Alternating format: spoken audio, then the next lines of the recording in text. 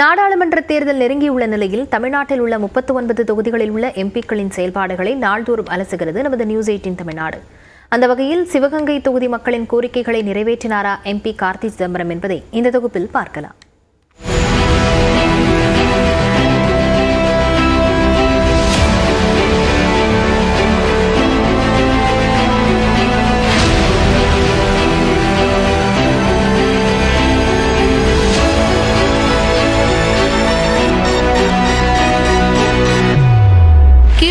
அகழாய்வு மையம், செட்டிநாடு அரண்மனை, காரைக்குடி அழகப்பா பல்கலைக்கழகம், 1000 ஜன்னல் வீடு, அரியக்குடி விளக்கு, பெரியகோட்டை கத்தரிக்காய், பிள்ளையார்பட்டி கோயில் என சிவகங்கையின் சிறப்புகளை அடுக்கிக் கொண்டே செல்லலாம்.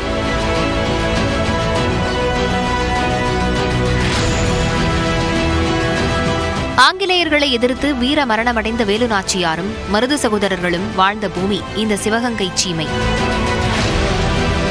சிவகங்கை, காரைக்குடி, திருப்பத்தூர், மானாமதுரை, திருமயம், ஆலங்குடி என 6 சட்டமன்ற தொகுதிகளை உள்ளடக்கியது சிவகங்கை. விவசாயமே பிரதான தொழில் என்றாலும் 3000த்திற்கும் அதிகமான சிறு குறு நிறுவனங்களும் உள்ளன. இங்கு இதுவரை நடந்த தேர்தல்களில் காங்கிரஸ் 8 முறையும், திமுக, அதிமுக, தமிழ் மாநில காங்கிரஸ் கட்சிகள் தலா 2 முறையும் வென்றுள்ளன. 2019 மக்களவைத் தேர்தலில் காங்கிரசின் கார்த்தி சிதம்பரம் 5,66,104 வாக்குகள் பெற்று பாஜகவின் ராஜாவை 3,32,244 வாக்குகள் வித்தியாசத்தில் வீழ்த்தினார். மக்களவையில் 77% வருகையை பதிவு செய்துள்ள இவர் 24 விவாதங்களில் பங்கேற்று 165 கேள்விகளை எழுப்பியுள்ளார். தேர்தல் வாக்குறுதியில் உறுதியளித்தபடி தமிழ்நாடு அரசுடன் இணைந்து காரைக்குடியில் சட்டக்கல்லூரி அமைக்க உறுதியாக இருந்தார். அதேபோல் மாநில அரசின் உறுதுணையுடன் வேளாண் கல்லூரியையும் தொகுதியில் அமைத்துக் கொடுத்துள்ளார். வேளாங்கண்ணியிலிருந்து சிவகங்கை, மானாமதுரை வழியாக கேரளாவின் எர்ணாகுளத்திற்கு சிறப்பு ரயில் சேவையை பெற்றுக் கொடுத்தார். இவை தவிர எம்பி நிதியிலிருந்து 6 சட்டமன்ற தொகுதிகளிலும் பரவலாக பயணிகள் நிழற்குடை, உயர்மின் விளக்கு கோபுரம், சமுதாய கூடங்கள் என சிறிய சிறிய பணிகளையும் முடித்துக் கொடுத்துள்ளதாக ஒரு தரப்பினர் வரவேற்பு தெரிவித்துள்ளனர். தமிழ்நாடு அரசாங்கத்திடம் நான் 3 பெரிய கோரிக்கைகளை வைத்தேன்.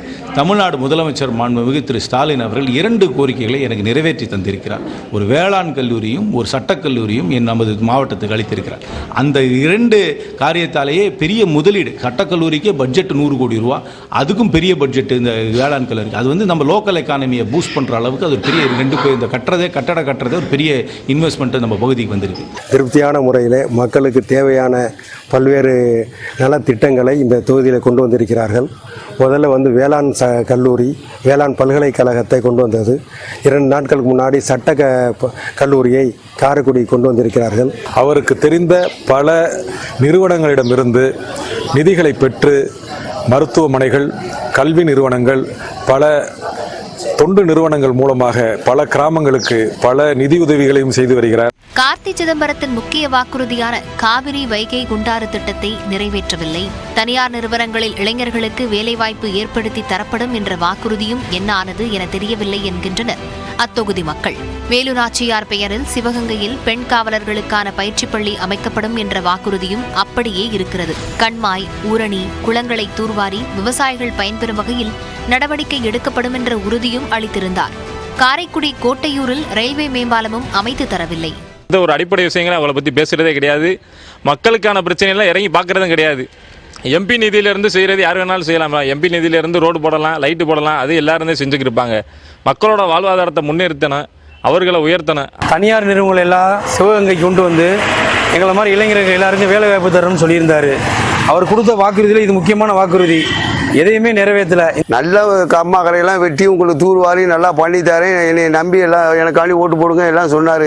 இந்த வருஷம் மழை இல்லை, கம்மாய் எந்த தூர்வாரமும் இல்லை, குளங்குட்டை எல்லாமே தண்ணி இல்லாமல் சும்மா கிடக்க. ஆடு மாடெல்லாம் ரொம்ப கஷ்டப்படுது. தொகுதி மக்களிடம் மட்டுமின்றி காங்கிரஸ் கட்சிக்குள்ளும் கார்த்தி சிதம்பரத்திற்கு இம்முறை வாய்ப்பு வழங்கக்கூடாது என எதிர்ப்பு குரலும் வலுக்கிறது. நியூஸ் 18 தொலைக்காட்சி செய்திகளுக்காக சிவகங்கையிலிருந்து செய்தியாளர் சிதம்பரம்.